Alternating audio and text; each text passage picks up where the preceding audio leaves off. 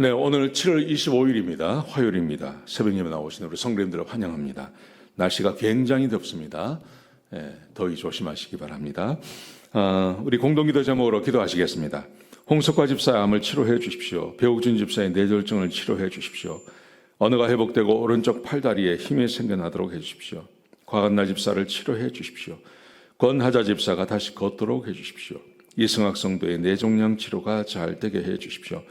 권현민 형제를 치료해 주십시오. 김에브라임 형제가 신장 이식을 속히 받도록 해 주십시오. 김시희 집사가 걷도록 해 주십시오. 김순인 집사가 재발하지 않고 치유되게 해 주십시오. 황순희 집사가 걷도록 해 주십시오. 예수님의 이름으로 기도합니다. 아멘. 아멘. 오늘 본문의 말씀은 사도행전 14장 19절에서 28절까지 말씀입니다. 사도 바울의 헌신, 사도 바울의 열심, 이런 주제로 하나님 말씀을 함께 나누시겠습니다.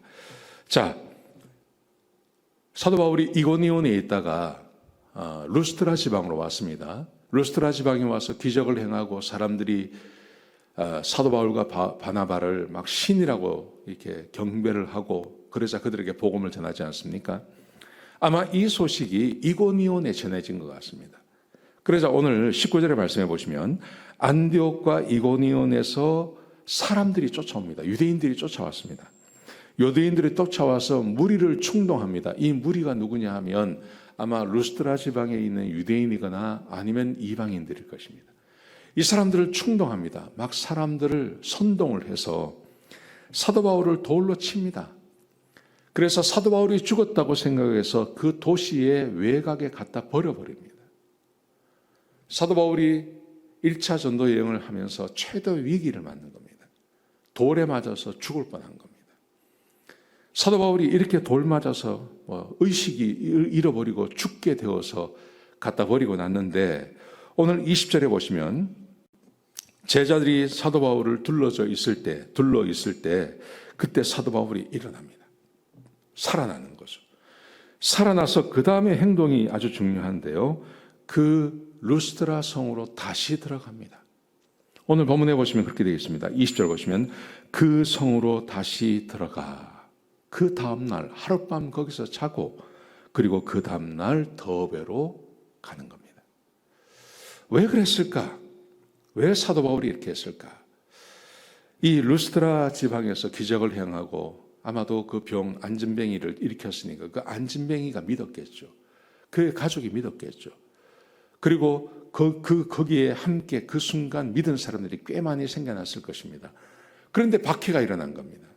사도 바울이 죽었다고 생각한 겁니다. 그렇게 사라져버리면 지금은 SNS도 있고 전화도 있으니까 살아있다는 것을 이야기할 수 있지만 사도 바울이 사라져버리면 죽었다고 생각하고요. 그리고 그들이 믿음을 떠날 가능성이 있는 거죠.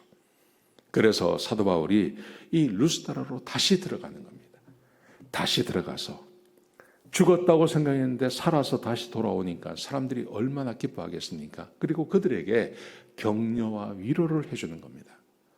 오늘 본문에 보시면 사도 바울이 이 루스트라를 떠나서 더베에 가서 루스트라, 이고니온, 안디옥으로 다시 돌아가는 그 과정을 있는데 갈 때마다 가는 도시 루스트라, 이고니온, 안디옥 여기를 가는 곳마다 사도 바울이 하는 말이 있었습니다. 그 하는 말이 뭐냐면 22절입니다. 제자들의 마음을 굳게 하고 우리가 하나님의 나라에 들어가려면 많은 고난을 겪어야 한다고 격려했다고 되어 있습니다. 아마 사도 바울의 그 핍박의 소식이 루스드라, 이고니온, 안디옥, 더베 이런 데서 다 퍼졌을 것입니다. 그래서 하나님을 믿기로 한 사람들이 좀 두려워하는 사람이 있고 염려하는 사람들이 있었겠죠. 그들에게 말을 하는 겁니다. 우리가 이 믿음을 잘 지키기 위해서는 주님 앞에 갈 때까지 고난을 받아야 됩니다. 이 격려를 그들에게 한 것입니다. 사실 지금은 우리가 예수님을 믿는 것 때문에 고난받는 것은 별 수가 없습니다. 아마 이 고난은 외부에서 오는 고난이 아니라 내 내적인 고난일 것입니다. 왜냐하면 이렇게 자유로운 세상에서 내가 마음껏 자유롭게 살 수 있는데 내가 이 자유를 내 스스로 제한하는 것이기 때문에 그게 고난일 수 있습니다. 그게 외부의 고난이 아니고요. 이 고난을 내 스스로 이겨내는 것, 이게 믿음을 가진 사람들의 태도가 아니겠습니까? 사도 바울이 이 사람들에게, 자기가 전도하고 한 사람들에게 자기가 죽었다는 소식이 전해졌을 때 그가 그냥 도망가지 않고 그 도시를 다시 역순으로 가는 겁니다. 안디옥, 이스드라, 안디옥, 루스드라, 이고니온, 여기를 다시 다 돌아가면서 사람들을 만나서 이렇게 격려하는 것입니다.